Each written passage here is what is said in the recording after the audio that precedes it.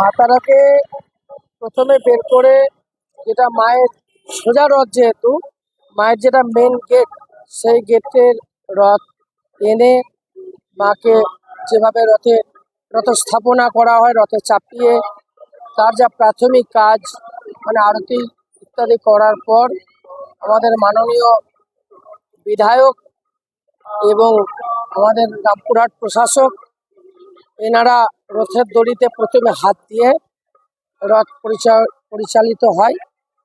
এবং মা তারার কৃপাই বলবো এবং সকলের ভালোবাসায় ওই রথ নির্বিঘ্নে সন্ধ্যা 6:10 মা রথ থেকে নামলেন। এবং আপাতত আমার কাছে কোনো দুর্ঘটনার খবর আছে বলে নেই। পুলিশ প্রশাসন থেকে শুরু করে সকলেই এই রথকে মানে সুন্দরভাবে পরিচালনা করার জন্য সমস্ত রকম ব্যবস্থা মন্দির কমিটি যেমন করেছে, প্রশাসনের তরফ থেকে সেই ব্যবস্থা করা হয়েছে।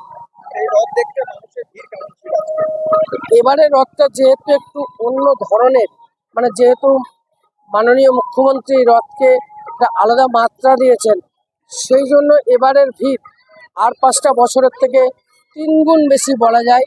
এবং মানুষের উৎসাহ উদ্দীপনাও চোখে পড়ার মতন ছিল। পুলক চট্টোপাধ্যায়, সম্পাদক, তারামাতা মন্দির কমিটি।